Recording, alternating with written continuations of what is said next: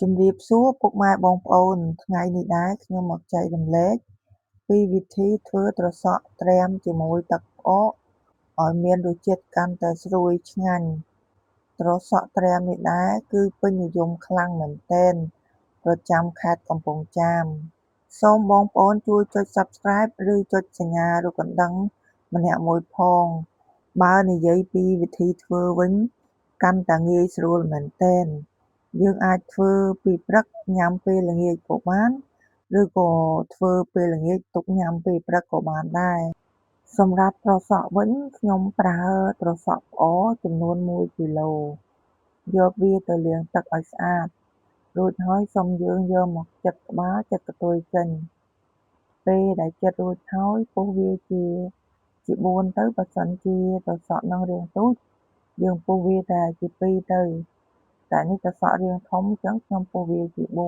4បើនិយាយពីរូបមន្តទ្រាំត្រសក់ជាមួយទឹកផ្អកនិងល្ហុងទ្រាំជាមួយទឹកផ្អកគឺរូបមន្តធ្វើតែមួយទេយើងអាចទ្រាំចូលគ្នាក៏បានឬក៏ទ្រាំផ្សេងគ្នាក៏បានដែរហើយរូបមន្តនេះដែរគឺធានាថាឆ្ងាញ់មែនទែនរសជាតិប្រចាំគ្រួសារបើសិនជាបងប្អូនចង់ធ្វើអាចធ្វើតាមពីវិធីនេះបានធានាថាឆ្ងាញ់ជាប់ចិត្តហ្មងពេលដែលចិតត្រសក់រួចហើយយើងយកវាទៅហាលរយៈពេល4-10-20នាទីសិនណាពុកម៉ែបងប្អូនតែពេលហាលហ្នឹងកុំឲ្យស្វិតពេកគ្រាន់តែយើងហាលឲ្យវាស្រស់ទឹកបន្តិចទៅសិមយើងយកមកចាវជាមួយនឹងទឹកផ្អករបស់យើងបើនិយាយពីរសជាតិវិញរសជាតិផ្អែមតិចៗប៉ុន្តែអត់ប្រៃទេតិចច្រឡំថាត្រាំជាមួយទឹកផ្អកអញ្ចឹងមានរសជាតិប្រៃអត់ប្រៃទេធានាថាឆ្ងាញ់ជាប់ចិត្តហ្មងជាពិសេសពេលដែលយើងញ៉ាំជាមួយនឹងត្រីអាំងឬក៏សាច់អាំងក្រៀមគឺមានអារម្មណ៍ថាឈ្ងុយទឹកផ្អកសម្រាប់គ្រឿងផ្សំវិញមានទឹកផ្អកចំនួនកន្លះចានបន្ទាប់មកស្ករក្រហមកន្លះចានខ្ទឹមសនិងម្ទេស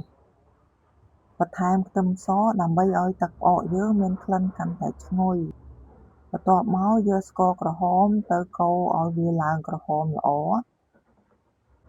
កូរស្ករក្រហមហ្នឹងយើងកូរវាឲ្យរាងយូរណាបងប្អូនកូរទៅកូរមកឲ្យស្ករយើងវាឡើងក្រហមល្អពេលដែលយើងចាក់ជាមួយទឹកផ្អកហ្នឹងទឹកផ្អកយើងវាមានពណ៌កាន់តែក្រហមអញ្ចឹងបងប្អូនកូរវាត្រឡប់ទៅត្រឡប់មកទៅអាសាកូរកុំឲ្យវាខ្លោចបន្ទាប់ពីកូរស្ករឡើងក្រហមរួចហើយ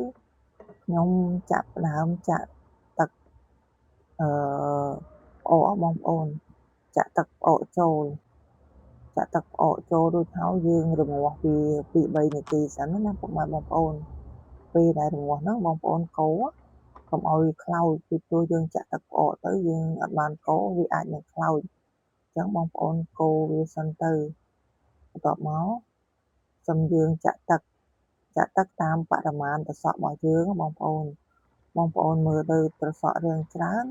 បងប្អូនដាក់ទឹករាងច្រើនប៉ុន្តែខ្ញុំដាក់តា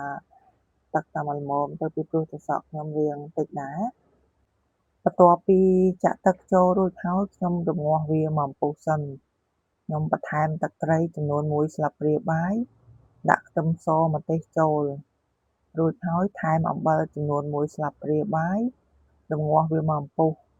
ពេលរម្ងាស់ពុះហើយខ្ញុំដួសពពុះចេញណាពុកម៉ែបងប្អូន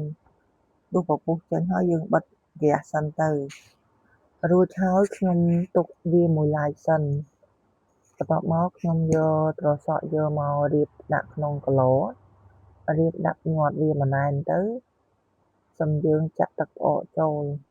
ពេលដែលចាក់ទឹកផ្អកហ្នឹងយើងចាក់ទឹកទាំងក្តៅកុំទុកទឹកឲ្យត្រជាក់